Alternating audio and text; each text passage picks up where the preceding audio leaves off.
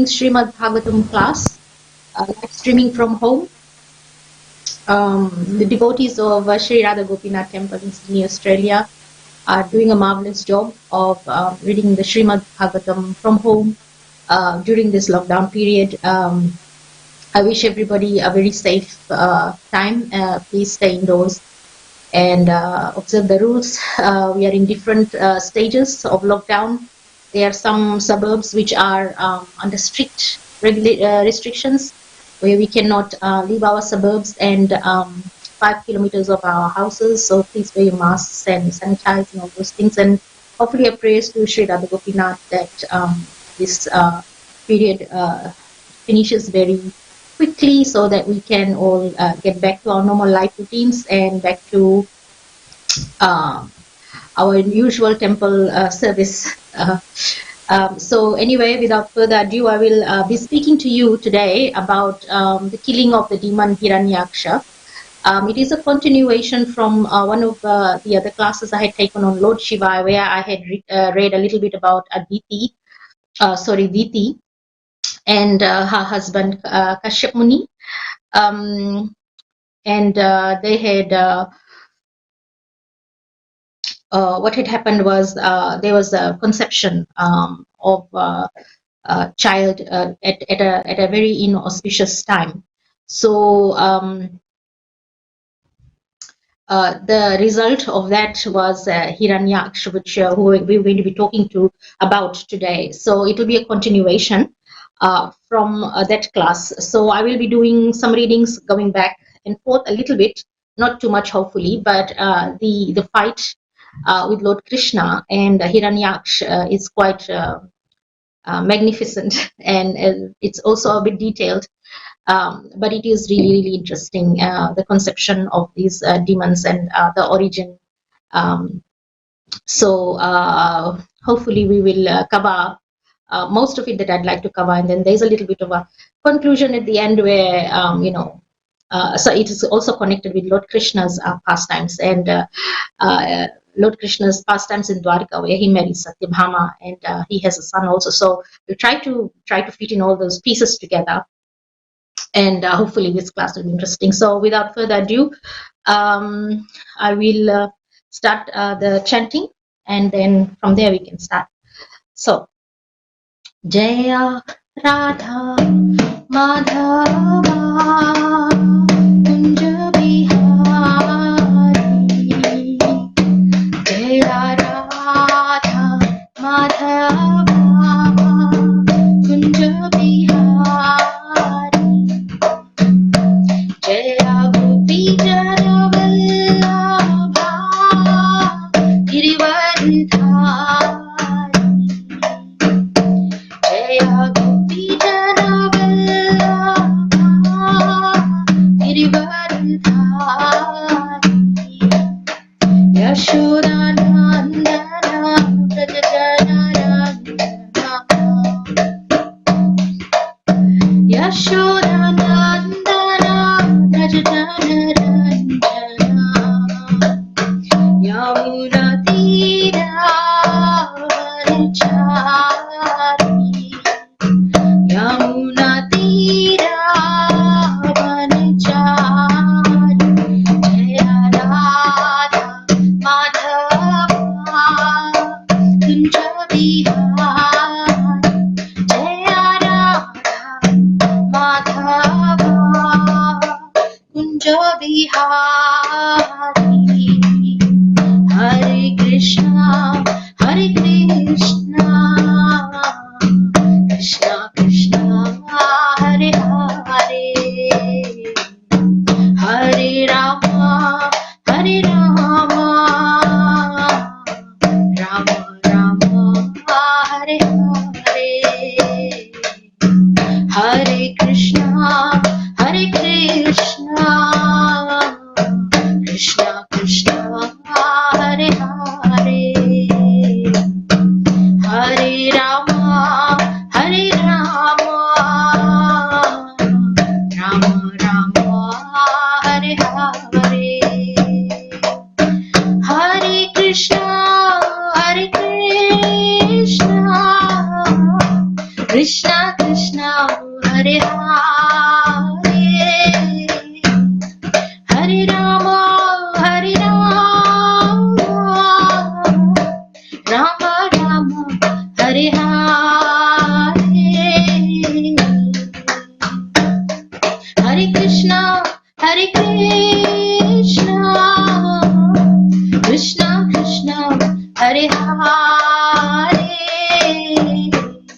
Hare Rama, Hare Rama, Rama Rama, Hare Hare, Hare Krishna, Hare Krishna, Krishna Krishna, Hare Hare, Hare Rama, Hare Rama, Rama Rama, Hare Hare, Hare Krishna, Hare Krishna, Krishna Krishna, Hare Hare, Hare Rama, Hare Rama, Rama Rama, Hare Hare, Hare Krishna, Hare Krishna, Krishna Krishna, Hare Hare, Hare Rama, Hare Rama, Rama Rama, Hare Hare, Hare Krishna, Hare Krishna, Krishna Krishna, Hare Hare, Hare Rama, Hare Rama, Rama Rama, Hare Hare,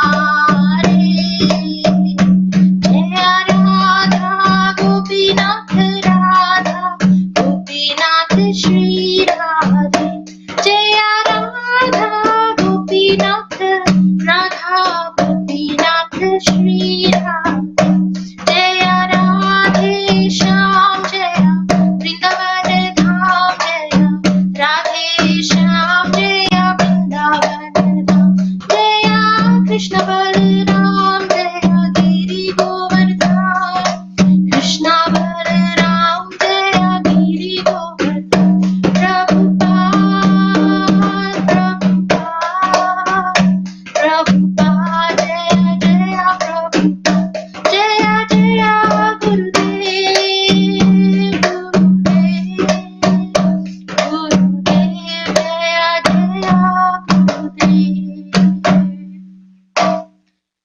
Jai Om Vishnupad Paramahansa Parivacharya Sutra Sata Shri Srimad His Divine Grace Abhay Charanarinda Bhaktivedanta Swami Srila Prabhupada Ki Jai, ISKCON founder Acharya Srila Prabhupada Ki Jai, Ananta Koti Vaishnavrinda Ki Jai, Namacharya Srila Haridas Thakur Ki Jai. प्रेम से कहो श्री कृष्ण चैतन्य प्रभु नित्यानंद श्री अद्वैत गदाधर शिवासदि गौर भक्तवृंद की जय। श्री श्री राधा कृष्ण गोप गोपीनाथ श्याम कुंड राधा कुंड गिरि गोवर्धन की जय। वृंदावन धाम की जय, मथुरा धाम की जय, नवदीप धाम की जय, श्री जगन्नाथ स्वामी की जय, यमुना माई की जय, श्रीमती तुलसी देवी की जय, सामवेद भक्त वृंद की जय, निताई गौर Premanandi. All glories to the assembled devotees, Hare Krishna. All glories to the assembled devotees, Hare Krishna. All glories to the assembled devotees, Hare Krishna. All glories to Sri Guru and Gauranga, Srila Prabhupada ki jai, Srila Gurudev ki jai. नमो विष्णुपदाय कृष्ण प्रस्ताय भूतले श्रीमते वीर कृष्ण गोस्वामी नीति नाम्ने नमो हमसा निकाशया प्रभुपदा प्रियाते शुद्ध शुद्धि निष्ठा तस्य वाक्यानुवादे. Okay, so just to repeat, I'll be talking this evening live from home on Srimad Bhagavatam. References are from Canto 3, Srimad Bhagavatam Canto 3, chapters from chapters 13 to chapter 19 of that canto. And so welcome to all our Mayapur TV viewers and ISKCON Sydney YouTube viewers and the Hare Krishna viewers on the Sydney Facebook page also. So give me a moment, I'll put this mridanga away and perhaps adjust the camera a little bit so I can face you directly. Give me a second.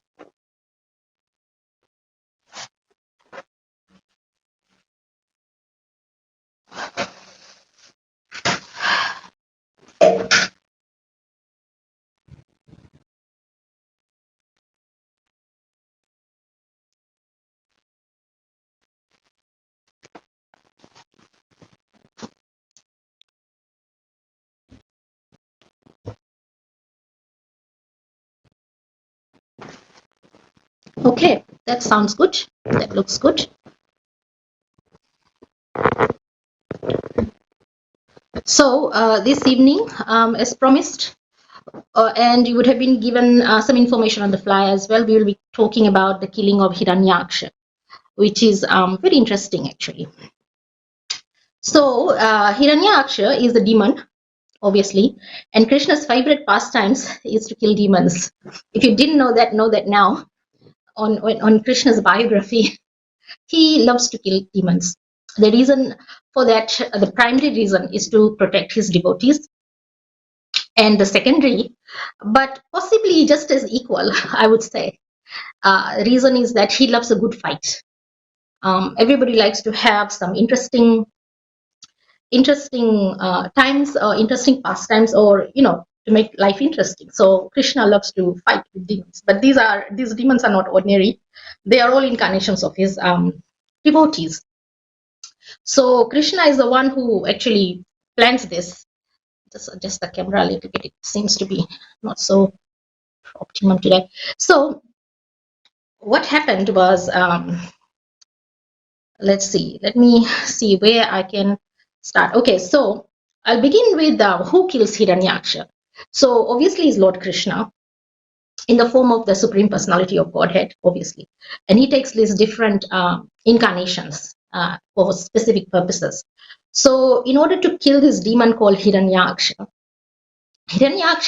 happens to be the twin brother of Hiranyakashipu. And Hiranyakashipu, we all know, is the father of Bhakta Prahlad. And these two twins are the sons of Diti. And what I'm going to just do is just scroll down a little bit on my iPad and just give you further information.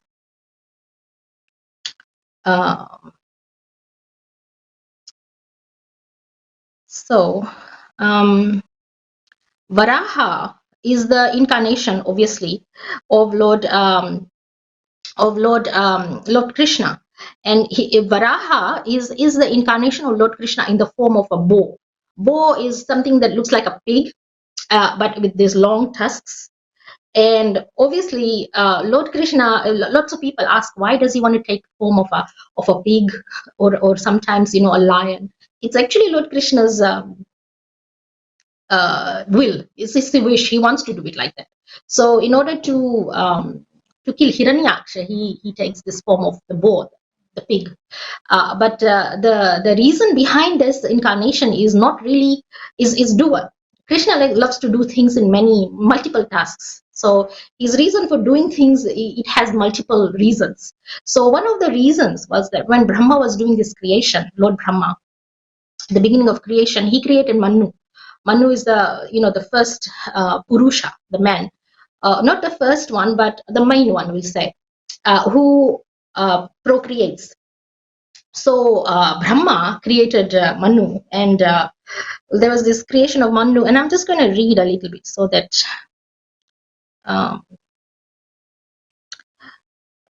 I'll just read from text 6, Srimad Bhagavatam Canto 3, text 6. After his appearance, Manu, the father of mankind. So he is referred to, Manu is referred to as the father of mankind. After the appearance, Manu, the father of mankind, along with his wife, thus addressed the reservoir of the Vedic wisdom, Brahma. So Brahma, being the father of Manu, he addresses and he goes, what is our service? And, so Lord Brahma tells him, go and procreate and go and create all living entities. So then Manu says to Brahma, he says to Brahma, let me just skip, because there's so much to cover, so I'll have to be skipping all these texts. So he says, O master of the demigods, O master of the demigods, he is addressing to his father. He says, please attempt to lift the earth, which is merged in the great water. So this planet Earth is merged into the great water. And because it is the dwelling place of all living entities, it can be done by your endeavor or by the mercy of the Lord. So what he's trying to say is planet Earth, it wasn't just planet Earth, it was the other planets too. They were all submerged under water, and they were ready to be extracted out of the water so that they could start functioning, because this is the beginning of creation. And so Manu is saying that the planet Earth especially is reserved for our living entities. So it's time to lift that merged planet Earth. So Brahma thought, he said, while I have been engaged in the process of this creation, the earth has been inundated by a deluge and has gone into the depths of the ocean. So he was really focusing on creation of other things, and he kind of forgot about the earth. So while he was deliberating this, what happened was this, he was thinking about it. He was engaged in this thinking, and a small form of a bow came out of Lord Brahma's nostril. So it's Krishna. He manifested Brahma from the navel. From his navel sprouted a lotus, and from the lotus sprouted Brahma. And then you've got Brahma there, and then from Brahma's nostril, he sprouts himself, Lord Hari, the personality of Supreme Head, from the nostril in the form of a little bow, which is described here as a tip of a thumb. So it's a tip of a thumb. That's how small it was. It just came out of Brahma's nose, the bow. And then just by watching it, it was a very wonderful sight. It became really, really enormous, the size of the bow in the sky. It was it became a gigantic form. And that was the form of Varaha, Lord Varaha. That was Lord Hari. And what he did after that, as soon as he appeared, obviously all the gods and demigods, Lord Brahma, they started offering prayers because they knew who he was. So I'm just going to skip a little bit from there. This is the process. So what he was actually doing was that he created himself, Lord Krishna, in the form of bow to lift the planet Earth from the water, and he did that through these tusks. He had these long tusks. And with these tusks, he picked it up from the tip. I'll just go through. Sorry about this. He says then the Lord, playing like an elephant, he suspended the earth on the edge of the curve of his white tusks. So his tusks were white, and he assumed a bluish complexion like that of a tamal tree. And thus the sages headed by Brahma could understand him to be the supreme personality of Godhead. So he was playing like an elephant. He just went into the water, and then he put the tip of the earth on the tip of his white tusks, and he just lifted it just like that. So while he was doing that, obviously he came across the demon Hiranyaksa. So there are a lot of different descriptions I'd love to give you, but don't have time. So I'm going to just go back to the conception of how Hiranyaksa came into being. So this all happens because what had happened is the four Sanat Kumars. We've been through this story a little bit. I had described it in my previous class, so we'll just do a little bit of a recap. The four Sanat Kumars had gone to see Lord Krishna, the Supreme Personality of Godhead, in his kingdom, the spiritual kingdom. And there are two gatekeepers there, Jay and Vijay. And their function is to stop everyone from basically do a screen test before anybody goes into the kingdom. So these four little boys were 5-year-olds, and they didn't look very worthy to the gatekeepers, Jay and Vijay, the two gatekeepers to be entered. So they questioned the four. But in fact, these four little boys, they were great sages. They were the Sanat Kumars, and they wanted audience from the Lord, and they were stopped. So the four Sanat Kumars actually got offended, and because they got offended, they cursed. They said, "How dare you, stop us?" I'm just gonna go. Actually, these four Sanat Kumars are there, but they were actually forbidden. Let's put it that way. They were forbidden to enter like that. So they actually got really, really annoyed. So they decided to have a fitting punishment This kind of happens, that doesn't really always happen in the Vaikund. We have a lot of Jai and Vijay in our temples too during the Corona period. We have lots of Jai and Vijay's who screen test. We have Jai and Vijay's just about everywhere right now. Before we go anywhere, we have screen tested before we can enter anywhere. So you can understand, how annoyed people can get. We are devotees. We want to get there, you know how dare you stop us? So the first Sanat Kumars kind of felt like that. And so they cursed Jai and Vijay to come down to earth as demons. Now this was a plan made by Lord Krishna himself. And this was actually foretold by Lakshmi Devi also, because once what happened with Lakshmi Devi, she got really annoyed with Lord Vishnu, and she left the kingdom for a little while. We won't go into the details of the story, we don't have time. And so when she returned to the kingdom, the spiritual kingdom, Jai and Vijay tried to stop her. So imagine trying to stop Mahalakshmi, Lakshmi Devi. Imagine trying to stop her. So she said, she already said that you are going to be, born on this planet, as demons. And Lord Krishna, he was sitting there and he was like, I need a good fight. And who better to fight with than my devotees? So here the four boys also got annoyed because they were not allowed through. So they kind of cursed. They cursed the Jai and Vijay. So and they fell down at the feet of the Brahmins. Actually, they're in great anxiety because they didn't want to. They didn't want this curse, and they wanted this curse to be counteracted. So after being cursed by the sages, the doorman said, "It is quite apt that you have punished us for neglecting to respect sages like you. But we pray that due to your compassion or at our repentance, the illusion of forgetting the Supreme Personality of Godhead will come up upon us, and we go progressively downward." Actually, that is the fear of all devotees. We are always very scared that we will forget Krishna, and we will not remember him. So, I mean, for that reason, we continue to worship Krishna in our homes, and we continue to chant Hare Krishna, and we continue to take guidance from our mentors, and we study online. We go online with the spiritual masters classes and things like that, so that we are in constant contact with Lord Krishna. Devotee association. We live near the dham. If we can't live near the dham, we try to, So these guards, they were like the same, state of anxiety. They fell at the feet. So while they were doing that, the personality of Godhead, Vishnu, who was formerly visible only within the hearts of ecstatic trance, had now actually become visible to the eyes. Lord Vishnu appeared. He came forward, accompanied by his own associates, bearing all the paraphernalia such as an umbrella and the chamar fan and the white bunches of hair that moved very gently like two swans. So he came with the whole, paraphernalia, and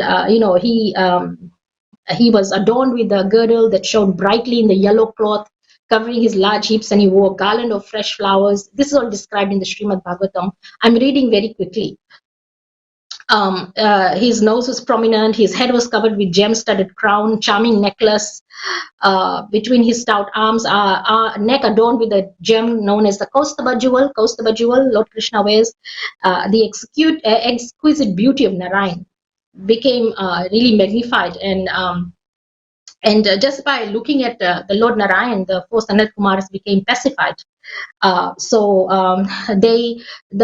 Sanat Kumars, the four children, they started praying to Narayan, said, "Oh, you may punish us for cursing Jai and Vijay, or you might actually punish Jai and Vijay also. We will take back our curse," or something like. They were trying to, put their prayers forward and humbly apologize for the curse that they had placed. And Lord Krishna said, "No." He said, "Actually, it was a really good thing you did it, because I was planning to, this is my plan. This is my plan." That's what he said. So, what has happened? The Lord Krishna then said that these Jai and Vijay will take birth as demons. So now we're going to find out how they're going to take birth. So what had happened was, here was Kashyap Muni, and his wife Diti was in a mood for procreation or making babies, and it was an inauspicious time. And we had actually discussed this earlier when I was talking about Lord Shiva. Lord Shiva, is Ashutosh, and he is um, very compassionate, and he gives this spiritual chance for spiritual progress to even the most lowest of entities like ghosts and hobgoblins and things like that. Bhoots and Pishachas is known as Bhutna. So he's always looking to give these ghosts and goblins, they don't really have a proper body as such. So when there's this procreation happening at an inauspicious time, uh, for example, we had discussed this earlier, so I'll just go over it very quickly. But say it's illicit sex life, or it is in the evening. The couple involved are not chanting Hare Krishna. They haven't done 64 rounds of chanting, and haven't looked at the auspicious time and decided to procreate. Then Lord Shiva will insert these ghosts into the womb of the woman. So this was the state of Diti and Kashyap. Kashyap had actually warned Diti, this is an inauspicious time. Lord Shiva is watching, and so in your womb you're going to have, demons. So let's not do anything now. Let's look for an auspicious time. But Diti did not really listen to her husband at the time, and she was. It is described that she grabbed the cloth of of her husband, just like a prostitute would, grab the cloth. Anyway, so then.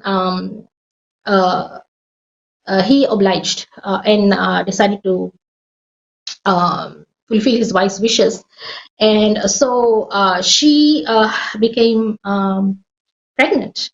And who was she going to become pregnant with?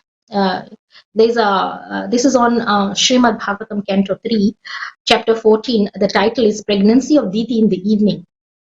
So apparently in the evening it was not a good time, not an auspicious time. Actually, that's why we have a lot of demons on this planet, because all these auspicious, times are overlooked, and no one's chanting, and illicit sex lives happening everywhere, unwanted pregnancies, and so that's why we don't have enough of devotees being born, because of this, oversight and ignorance. So Kashyap Muni says, explains to Diti that Lord Shiva has, we will be looking in all those things. And then finally, they do the deed. And what happens is he says, well, you are going to now, have two demons as your child, your children. So, and he says, this is how he tells how learned Kashyap actually addresses his wife. He says to his wife, she was actually trembling with fear. He says, because of your mind being polluted, because of the defilement of the particular time, because of your negligence of my directions, and because of your being apathetic to the demigods, everything was inauspicious. So what he's trying to tell her is that your attitude was not good. Actually, it's because of the attitude of so many people, even in applicable to our times. The attitude determines how good a devotee we will become. The attitude of a person actually determines whether they how fast they will progress in the spiritual life. So if one refuses to listen to all these directives given by Srila Prabhupada, because they don't have the correct attitude. The attitude being that you have to be in the service attitude, obviously, but you've got to have the desire to be a devotee of Lord Krishna. And if you desire to be a devotee of Lord Krishna, you will obviously follow the rules and regulations attached to the bhakti or Krishna consciousness. In other words, the four regulative principles, the chanting, not be a meat eater, not practice illicit sex life. I mean, do the chanting and, the rest of it, and don't commit Vaishnava aparadh and all those things. So, so her attitude wasn't very good, not even towards the, timing, her husband and all those things. So the husband is addressing to his wife, your attitude wasn't good. So he says, oh, haughty one, you will have two contemptuous sons, born of your condemned womb. Oh my gosh, this is really heavy. Unlucky woman, they will cause constant lamentation to the three worlds. They will kill poor, faultless living entities, torture women, and enrage the great souls. At that time, the Lord of the universe, the Supreme Personality of Godhead, who is the well-wisher of all living entities, will descend and kill them, just as Indra smashes the mountains and thunderbolts. So the husband actually tells her, so you will have two sons.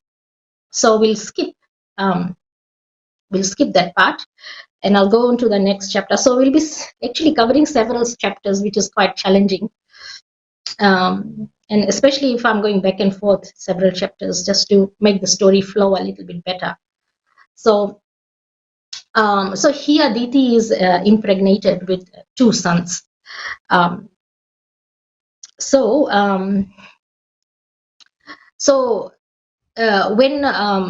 the great the personality of Godhead says, these attendants of mine, Jay and Vijay, by name have committed great offenses against you because of ignoring me. He tells Sanat Kumar those things. And he says, oh great sages, I have approved of the punishment you have devoted to me, meted out to them. So he's addressing the four Sanat Kumars. I approve of everything. And he says, to me, the Brahman is the highest and most beloved personality, and the disrespect shown by my attendants has actually been displayed by me because the domain are my servitors. So Lord Krishna actually takes that as his own offense, like from himself. So if we have this Jay and Vijay gods, this is actually a joke. So please don't take this seriously. But we do have Jay and Vijay at our Gopinath temple during the coronavirus, and there's so many devotees who are being pushed outside, and they were asked to stay there and come in a line and observe the rules, which is what should be what is observed. But these devotees were really getting very annoyed. So here, this Jay and Vijay did the same thing to Lord Krishna, Lord Vishnu, and he said that the offense that Jay and Vijay did is there because they're my servitors. It comes directly from me. I have offended the four sages. So to the Jay and Vijay in Radha Gopinath temple or any temple, we have to tell them, please be very, very careful, because if you happen to offend some devotees, Lord Krishna might not be pleased. So you've got to be fair.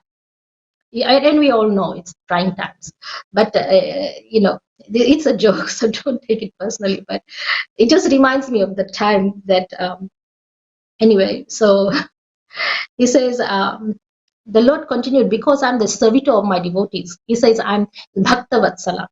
Lord Krishna actually doesn't care for his devotees to be offended. That's what he's telling the four Sanat Kumars. He says, because I'm the servitor of my devotees, my lotus feet have become so sacred that they immediately wipe out all the sins I have acquired.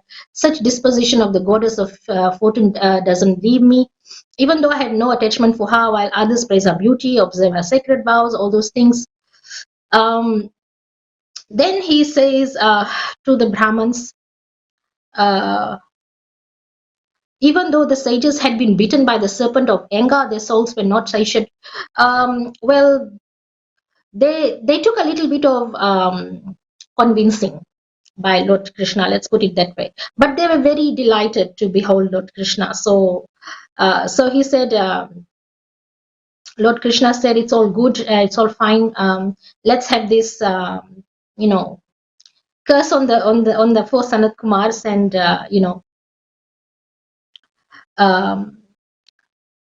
let's this will be, it's on my approval. He says, the Brahmins curse, I would not do so. On the contrary, it was on my approval. So he actually reassures the Brahmins that I approve of that. And then the Lord assured the two Vaikuntha inhabitants, Jay and Vijay, by practicing the mystic yoga and system in anger, you will be cleansed of all the sin of disobeying the Brahmins. And within a very short time, you'll return to me. So he actually explains to Jay and Vijay that you have offended the Brahmins. Anyway, then Jay and Vijay fell from Lord's abode in a great roar of disappointment arose from the demigods. The demigods were really, disappointed. And then when they fell, the two principal doorkeepers of the personality of Godhead, Brahma was telling demigods. This story Brahma was telling the demigods because the demigods went to Lord Brahma because these two brothers were, impregnated in Diti's womb, and there were all these inauspicious signs happening, and the demigods really got scared. So they went to Lord Brahma for help, and then Lord Brahma explained what's happened, and Diti has got these two demons in her womb, and that's why all these inauspicious things are happening. So Lord Brahma tells these demigods, and now the two principal doorkeepers of the personality of Godhead, Jay and Vijay, have now entered the womb of Diti. The powerful semen of Kashyap Muni having covered them. So it is the process of these twin Asur demons that disturbs you. Because as soon as Diti got pregnant, all havoc was created. I'll try to read what happens. And all these demigods, they get scared and they run quickly to Lord Brahma. And then Lord Brahma tells them, don't get scared. Nothing's happening. Nothing great is these two demons have entered Diti's womb. And this is the story. They were Jay and Vijay, and they offended the Sanat Kumars. So now Lord Krishna, Lord Hari, is going to descend. So don't panic. They're going to come, and then they're going to, Lord Hari, or the personality of Godhead, Lord Krishna, is going to descend. And then he is going to rescue all of us. So he reassures. So Lord Brahma says, my dear sons, the Lord is the controller of the three modes of nature and is responsible for the creation, preservation, and dissolution of the universe. His wonderful creative power, Yoga Maya, cannot be easily understood even by the masters of yoga. The most ancient person, the personality of Godhead, will alone come to our rescue. What purpose can we serve on his behalf by deliberating on the subject? So he said, don't worry about it. There's no need to, nobody has understood the Lord and why he does what he does. But just know that he is the one who will rescue us all. So so Sri Maitreya says, this is chapter 17 of Srimad Bhagavatam, Canto 3, chapter 17. Maitreya says, the demigods, the inhabitants of higher planets, were freed from all fear upon hearing the cause of the darkness, explained by Brahma, who was born of Vishnu. Thus they all returned to their respective planets. So text 2 is, the virtuous lady Diti had been very apprehensive of the trouble to the gods from the children in her womb. So these children had not even come out of her womb. They were still in her womb and they were causing trouble already. And her husband predicted the same thing. She brought forth the twins sons after 1 full 100 years of pregnancy. So she kept them in her womb for 100 years. 100 years. And on the birth, the two demons there were many natural disturbances. So while they were in the womb, there was disturbances happening. Everything had darkened, and all these ominous signs were happening that scared the demigods. And now that they are born, even more many unnatural disturbances were happening, and all were very fearful. There were earthquakes, and it appeared there was fire everywhere. And they had storms, armies, clouds of these things are known as inauspicious. And there were masses of clouds and lightning, darkness everywhere. Nothing could be seen. The oceans had high waves, possibly tsunamis, is what is describing here. And the creatures, in the ocean, they were frightened. The rivers and lakes were also agitated. The lotus flowers withered. Misty halos appeared around the sun. It says there in the sun, if it becomes, there is a halo around the sun, is a darkened, ring around the sun, then it is considered to be inauspicious. This happened when Lord Krishna was about to leave this planet. The sun, there was a halo around the sun, like a darkened ring around the sun. So when that happens, everybody should understand that is something very, very inauspicious. So so misty halos appeared. There was solar and lunar eclipses again and again, claps of thunder and clouds, and chariots rattling everywhere, mountains look like mountain caves. So jackals, animals were howling, and they were vomiting, and they were crying, and dogs cried here and there. Even back in Fiji, in our country, they say when dogs howl and cry in the night, then it's really inauspicious because there's a death or something. So the animals kind of sense these things. Actually, they start howling and crying 1 week before this, several days before it happens. I have noticed that also. I mean, there are different reasons why these animals cry. Also, it can be during mating season, but there are certain times when dogs cry, and we know something inauspicious, because they can sense these things. It's going to happen. Something inauspicious will happen. So anyway, the dogs here were crying. Asses were running here and there. They're braying wildly. Birds were flying and shrieking from their nests, and cattle in cowsheds were, running here and there. Cows were terrified, and they gave blood instead of milk. Clouds started raining pus, and the images of gods in the temple shed tears, and trees fell down without a blast of wind. That's interesting to read. This inauspicious thing. It's written here in text 13. The images of gods in the temples started to shed tears. We have come across many times when we've read that we see the deities, they start crying tears. So we understand, if that happens, they start shedding tears. If that happens, then something inauspicious will happen. I have had one experience. I just remembered when Mataji was. Anyway, we would not go there. She was a pujari of the temple, of a temple that was in trouble, and I spoke to her personally, and she told me that the details she saw crying, and she burst crying. She ran out of the altar. She burst out crying, and I cried along with her. Actually, that was sad, and that was a very tough time. Anyway, those times have gone. So we must always say that Lord Krishna wins. His name is victory. Is another name for victory. So then that temple regained its auspiciousness again, and the deities are very happy now. So that's a happy ending. So here is some more ominous signs. Planet Mars and Saturn, they shone brighter. Now these are ominous planets, and they're not supposed to shine any brighter. And the auspicious planets, such as Mercury, Jupiter, and Venus, they are auspicious planets. They became less luminous. So it was the opposite. And there were other signs of evil omens, and so everyone, but they knew that the sages Jay and Vijay had taken birth as Diti's sons.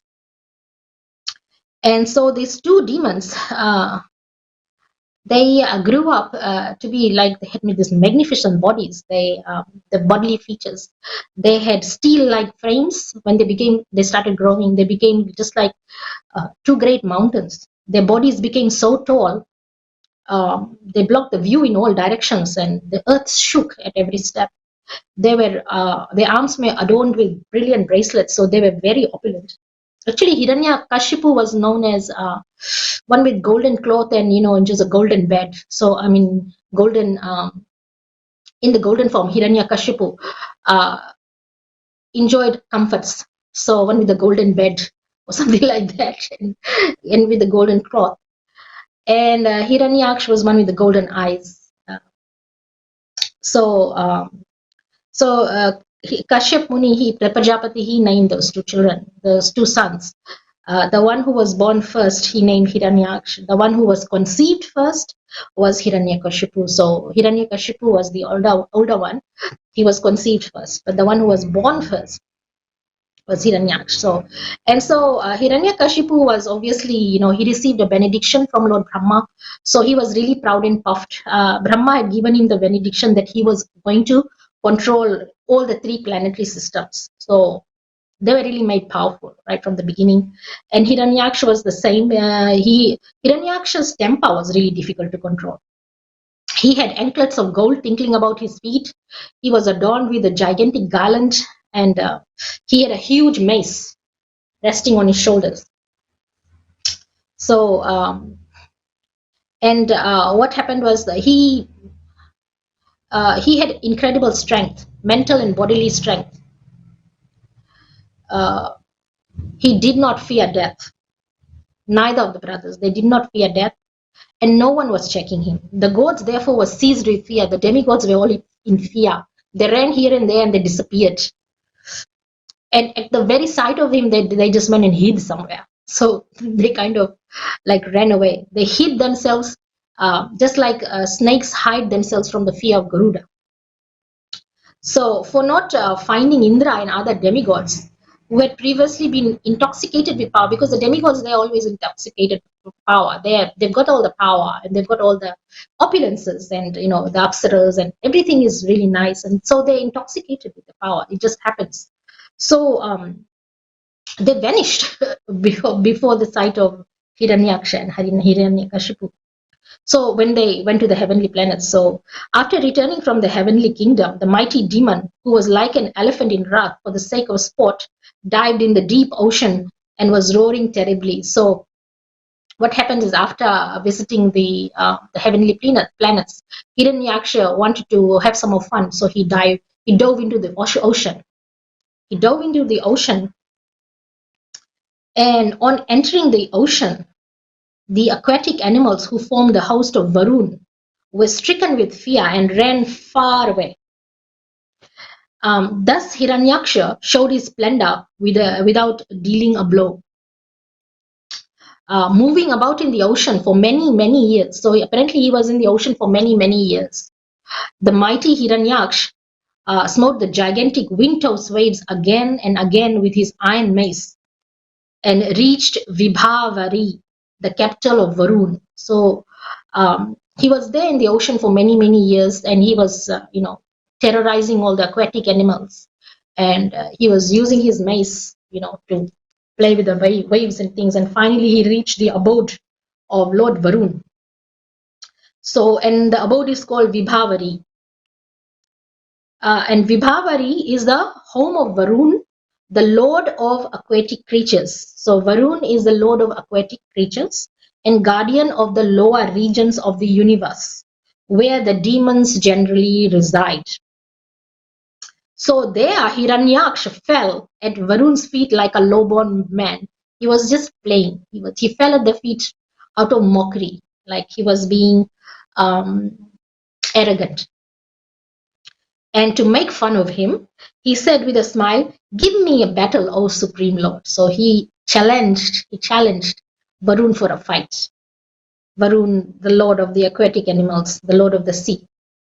So he said, "You are the guardian of an entire sphere and the ruler of wide fame, having crushed the might of arrogant, conceited warriors, and having conquered all the daityas and danavas in the world. You once performed a Raja Suya sacrifice to the Lord." So he's, trying to give false praise to Varun. "You are so skilled in war that I do not see anyone else but the most ancient person, Lord Vishnu, who can give satisfaction in battle to you." So Varun is trying to say, you are so skilled that only Lord Vishnu is fit to fight with you.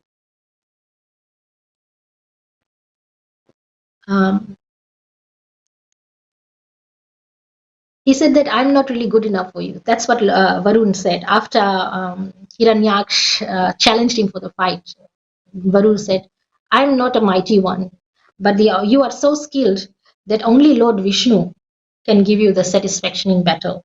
Therefore, O chief of Asurs, approach him, whom even heroes like you mention with praise."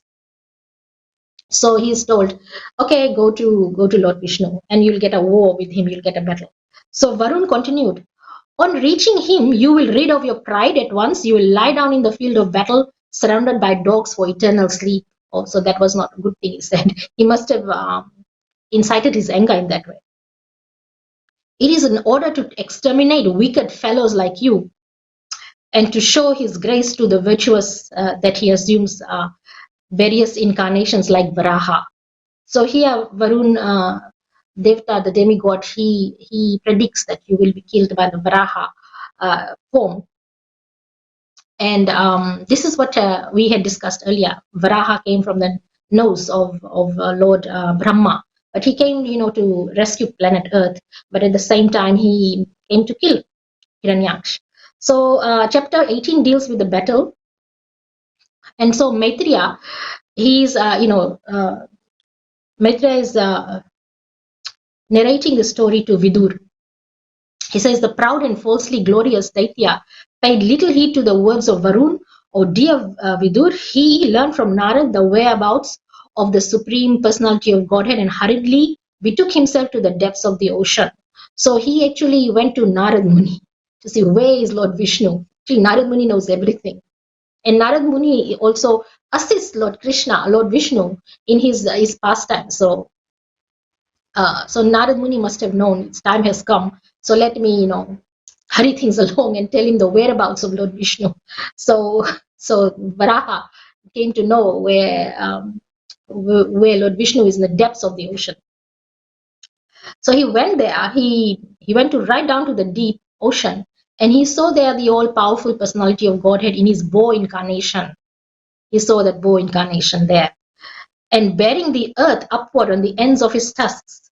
Remember, we were talking about it in the beginning, where Lord the bow had dove right into the ocean because Lord Brahma was deliberating. Manu was saying to Lord Brahma, how am I going to create the living entities and where am I going to place them, because the earth is in the bottom of the ocean.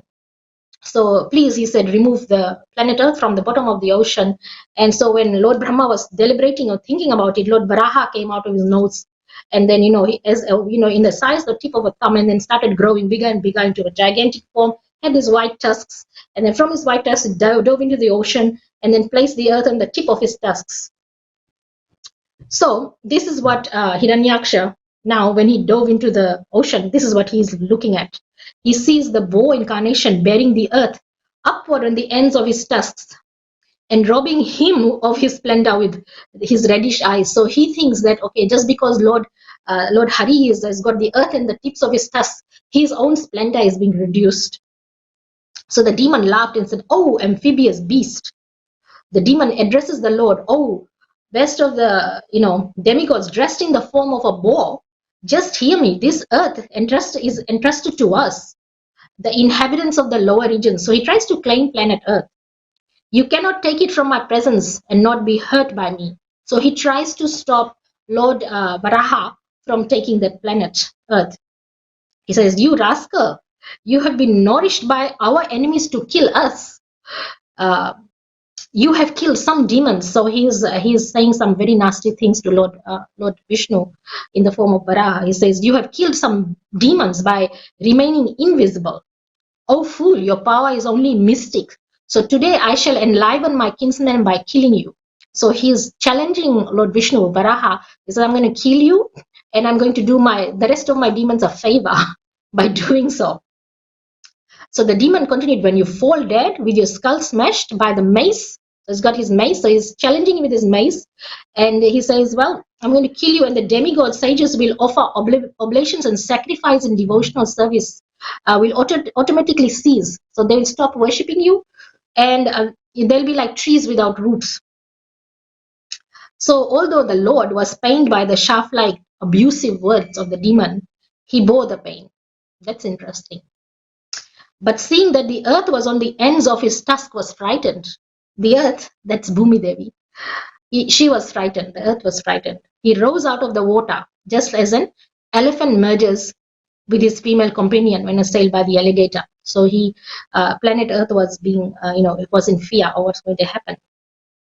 So Hiranyaksa, who had golden hair on his head and fearful tusks. So Hiranyaksa also, he had golden hair. Actually, Hiranyaksa also meant golden hair and golden eyes. So he had golden hair and golden eyes, yes. And he also had fearful tusks. He chased the Lord as he was rising from the water. And roaring like thunder, he said, are you not ashamed of running away before the challenging adversary? There is nothing reproachful for his shameless creatures. So, he's saying bad things. So the Lord, what he does, he placed the earth within his sight on the surface of the water and transferred to her his own energy in the form of the ability to float on water, just to rescue the earth and make sure that she's okay. He transfers his energy into planet Earth so she floats on water, and he places her in a place where she's within his sight. So while the enemy stood looking on, the enemy is Varaha, obviously. And while this was happening, Lord Brahma and the demigods, they were all witnessing what was happening, because they knew it was time for Hiranyaksa to be killed. So I will hurry on. The demon, who had a wealth of ornaments, bangles, and beautiful golden armor on his board, chased the Lord. So he chased Lord Krishna with a mace. And the Lord Varaha, he tolerated all the piercing ill words. He actually repressed his terrible anger. So Lord Varaha was angry, but he was repressing all this anger, and he was tolerating all the nonsense things that Hiranyaksha was saying to him. It actually happens to devotees too. Devotees, they have the ability to tolerate a lot of abusive words, and because in our life, we meet all kinds of people in our preaching days and things like that. So we develop this humble attitude of tolerance, whereby abusive words, even abusive actions and abusive behavior is tolerated. But it is not because that we are not angry, or we are not affected by it. We just choose not to be, because there's a greater cause behind it. And it is really futile to engage in such sorts, and you come down to that level. So just because a devotee has tolerated these things, it is not meant to be that it is they're weak. They're not weak. In fact, they are very strong. So give me a second, I'll just take some water. So then the Lord expressed the personality of Godhead, then said, "Indeed, we are creatures of the jungle, and we are searching after hunting dogs like you." That's when Lord Krishna replies, Lord Varaha, "One who is freed from entanglement of death has no fear from the loose talk in which you are indulging, for you are bound by the laws of death." So Lord Varaha is saying, I'm not bound by death, you are. "Certainly we have stolen the charge of inhabitants of Ratsala, but you have lost all shame. Although bitten by a powerful mace, I shall stay here in the water for some time, because having created enmity with a powerful enemy, I now have no place to go." So he's saying, I'm not going anywhere, I'm going to stay and fight with you. So Sri Maitreya said, the demon, being thus challenged by personality of Godhead, became angry and agitated, and he trembled with anger, like a challenged cobra. So Lord Krishna, actually Lord Varaha, told him, "Give up your foolish talk and wipe out the cares of your kin and kith by slaying us. One may be proud, yet he does not deserve a seat in the assembly if he fails to fulfill his promised word." So he says, do what you are saying you are going to do to me, but you are a fool, because you are bound by the laws of death. I'm not. So anyway, the Hiranyaksha, he gets angry like a challenged cobra, and he starts hissing, and all his senses are shaken by wrath. The demon quickly sprang upon the Lord and dealt with him a blow of his powerful mace. So he hits Lord Varaha with his mace. And so what happens after that? The Lord, however, by moving slightly aside, he dodged the violent mace blow aimed at his breast by the enemy. So he dodged it. Just like and it's described here, just like an accomplished yogi would elude death. So the personality of Godhead now exhibited his anger and rushed to meet the demon. So now we come to the fight. And so he rushed to meet the demon. So he charges at him, and the demon bit his lip in rage and took up his mace again and began to repeatedly brandish it about. So I guess he was probably doing this. And then with his mace, the Lord also had his own mace. So with his mace, the Lord struck the enemy on the right of his brow. So Lord Varaha also had a mace, and he struck the enemy on the right, the enemy being Hiranyaksha, on the right of his brow. But since the demon was an expert in fighting, he protected himself by maneuvers of his own mace. So he kind of defended. So this is the actual fight that's going on that I'm describing this is what's as described by Sri Maitreya. So he protected himself, and then in this way, the demon Hiranyaksh and the Lord, the personality of Godhead, struck each other with huge maces, and each enraged and seeking his own victory. So there was keen rivalry between the two combatants. Both had sustained injuries on their bodies. Both. So that means Lord Varaha was also injured on his body. And then each grew more and more enraged at the smell of blood on his person. So they were bleeding. And in their eagerness to win, they performed maneuvers of various kinds, just like two forceful bulls for the sake of a cow. So the most independent demigod of the universe, accompanied by his followers, which means Lord Brahma, and all the rest of the demigods, they came to see the terrible fight for the sake of the world between the demon and the personality of God who appeared in the form of the bow, Varaha. So after arriving at that place of combat, Brahma, the leader of thousands of sages and transcendentalists, saw the demon who had attained such unprecedented power that no one could fight. Now remember, this was Jai and Vijay, one of those two. I think it was. And this Jai and Vijay, actually, they didn't only just take birth as just coming to just a little bit on the side. Jai and Vijay, they came as demons, as Hiranyaksha and Hiranyakashipu. But this is, and then they also came as Ravan and Kumbhakaran during the Ram Leela, during Treta. So when Ram was here, so they took birth as Ravan and Kumbhakaran. And then at the time of Lord Krishna in Dwapar, they took birth as Shishupal and Dantavakra. So they had 3 births. They fought with Lord Krishna 3 times in 3 different yugas. So coming back, Hiranyaksha says here that the demigods and Lord Brahma, they were very scared. And then Lord Brahma says, "My dear Lord, there is no need to play with this serpentine demon who is very skilled in conjuring tricks and is arrogant and self-sufficient and most wicked." Brahma said, "My dear Lord, you are infallible. Please kill this sinful demon before the demonic hour arrives and he presents another formidable approach favorable to him.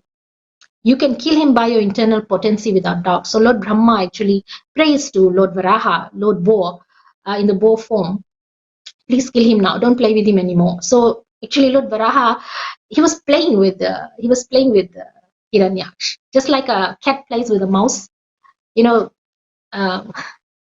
I'm not going to use the example, but Gurudev, my spiritual master, was just recently in his class. He was giving this example. Lord Krishna loves to play before he kills. And he describes this fishing experience, because we are not fishermen, obviously, and neither is Gurudev, but he just used it because the fish tries to get away from the line. So if you reel him in very quickly, the line will break. So you have to let the line go a little bit, the fish swims away, and then you reel it back in. This fish comes back, and then you let it go again and reel it back in. So you tire out the fish. So the fish becomes tired, and then you reel him in properly. So the fishing line won't break. So, just like the cat plays with the mouse. So Lord Varaha, Lord Krishna, he was playing with Hiranyaksha. They were just playing with the maces. He was punching him. He punching back and all those things. He was just playing with him. So Lord Brahma in the end says, "Dear Lord, you are infallible. Just kill him. Just kill him." So, so he says, "My Lord, the darkest evening which covers the world is fast approaching. Since you are the soul of all souls, kindly kill him and win victory for the demigods." The auspicious period known as Abhijit. So Abhijit means auspicious period, if you want to know what Abhijit means, which is the most opportune for victory. So Abhijit is the opportune moment, auspicious period for victory, commenced at midday and has all but passed. Therefore, in the interest of your friends, please dispose of this formidable foe quickly. The demon, luckily for us, has come of his own accord to you, and his death is ordained by you. Therefore, exhibiting your ways, kill him in the duel and establish the world in peace. So Lord Brahma is saying, the Muhurat is passing, so please just kill him for the for the sake of the demigods. So chapter 19, or we are on chapter 19 now of Srimad Bhagavatam, Canto 3, chapter 19, the killing of the demon Hiranyaksh. So after hearing the words of Brahma, the creator, which was free from all sinful purposes and as sweet as nectar, the Lord heartily laughed and accepted his prayer with a glance ladled with love. And he says, okay, so that's what I'll do. Lord, just the Lord who had appeared from the nostril of Brahma sprang and aimed his mace at the chin of the enemy. So he aimed at the chin of the enemy, which is the chin of Hiranyaksa. He aimed, and then he uh, hit Hiranyaksa demon, who was stalking fearlessly before him. Struck by the demon's mace, however, the Lord's mace slipped from his hand. Actually, Hiranyaksha hit Lord Varaha with his mace. So the Lord's mace slipped. He was aiming it, and it slipped. And the Lord's mace slipped from his hand and looked splendid. It fell down willing. And now the Lord was unarmed. Lord Varaha was not armed. And what Hiranyaksha did was he actually respected that law that of single combat. He could not strike an unarmed opponent. So he respected that, and he didn't hit Lord Varaha with his mace, because Lord Varaha's mace had fallen. So the personality of God had acknowledged the demon's love of righteousness, and therefore invoked his Sudarshan Chakra. So he got his Sudarshan Chakra out. Actually, Sudarshan Chakra is on his left hand, on the pointer finger. So the Lord got his Sudarshan Chakra out. So even though the demon had an excellent opportunity to strike his unarmed foe without obstruction, he respected the law, of course, and then the Lord acknowledged it, and then he invoked the Sudarshan Chakra. And as the discus began to revolve in the Lord's hand, the Lord contended at close quarters with the chief of his Vaikuntha attendants, who had been born as Hiranyaksha. So he knew that it was obviously his attendants, Jay and Vijay, one of the two, the vile son of Diti. They are issued from every direction strange expressions uttered by those who were witnessing from the airplanes. These are the demigods they were witnessing.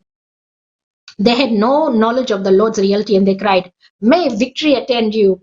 Pray dispatch him! Play no more with him!"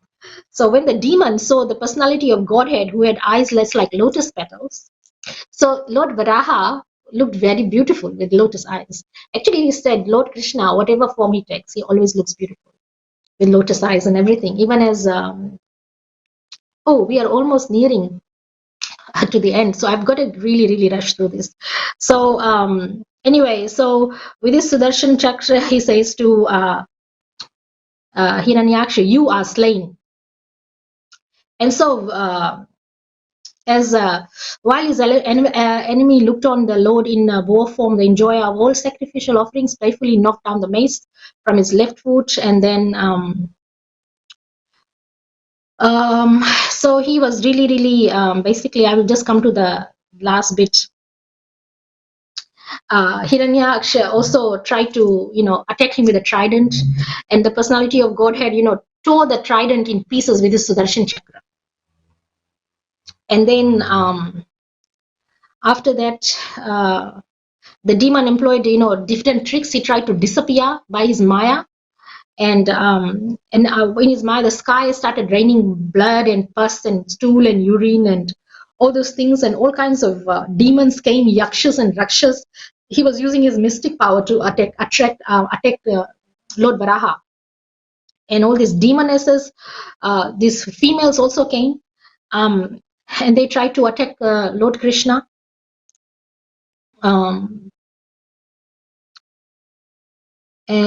So let me just come to the conclusion, because we've almost come to the end of our time. So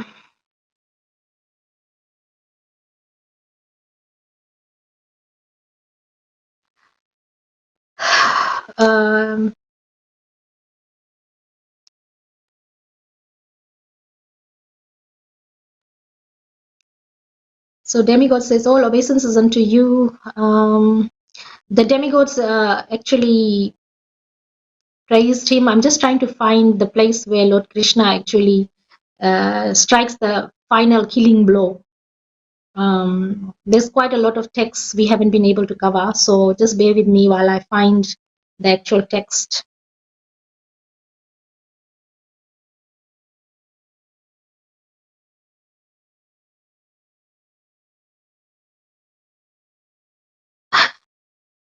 Okay, we finished. Sorry, Hare Krishna.